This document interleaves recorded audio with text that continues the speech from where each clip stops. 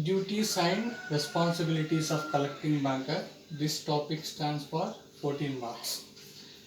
First we will see the meaning of collecting banker. Collecting banker is one who collects negotiable instruments on behalf of its customers. Negotiable instruments includes bills of exchange, letter of credit, checks, discounting on bills, discounted, etc. First duty is to exercise reasonable care and diligence in his work. To exercise reasonable care. Here, the banker, here the collecting banker will be acting as intermediary between bank and the customer. So whatever the check he is receiving from the customer, he should examine carefully, so such that the check will be considering as honor, valid, and diligence in his work. The word diligence means quality of work. Whatever he is performing, it should be 100% towards its business. Next point.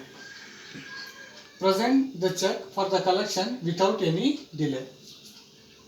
Customer will enter to the bank. He will present the check to the collecting banker. Then it is the duty of the collecting banker to transfer the check to the paying banker. Why? Because there should not be any kind of delay. If the collecting banker makes delay, then it will end up in losses. It will end up losses for the customer. Third point, notice to the customer in case of dishonor. Collecting banker will receive the check. If he finds any case of dishonor, if the check is not valid, in such case immediately he has to pass notice to the customer stating the check is invalid. By stating the reason so and so, he has to pass a notice either by email or in the form of letter to the customer. Fourth, encourage savings. It is a duty of the collecting banker to encourage and promote savings of its customers. It is encouragement of savings is advantage for the both for the customer as well as for the bank. For the customer, how it advantage? He can invest. If he invest in the bank, for every quarter he'll get interest.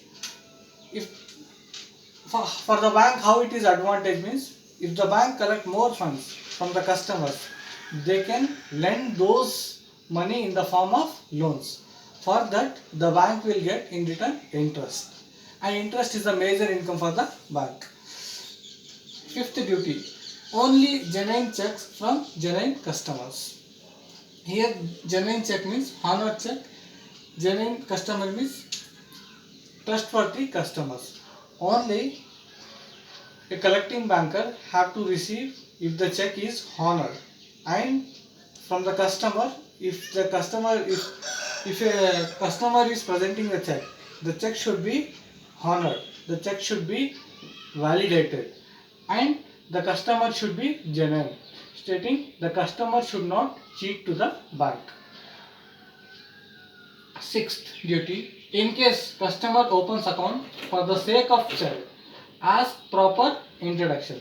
Suppose if the customer is opening an account in the bank and he's asking and he's opening an account only for the sake of check, to get a check, in such case the collecting banker should ask a proper and validated reason. For what purpose you need a check, and the information should be honest. Whatever the customer is giving information, it should be very honest, it should be true. Seventh duty, ascertain whether endorsement on check is valid or invalid. Ascertain means to judge whether the endorsement is valid or invalid. Endorsement means bearing the signature and seal on backside of check or backside of negotiable instrument. If any mismatches in the signature, then he should not validate that check. He should hold or he should stop the transaction. And further step is he should call back again to his office. Again the collecting banker has to ask to sign it again. In such case, if the signature is matching, then he should approve. Otherwise, he has to hold.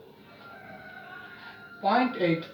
8th duty. Verify whether cross check or open check. Here the checks are classified into two types: open check, cross check. In case of open check, there is no restriction. Anyone can be able to withdraw.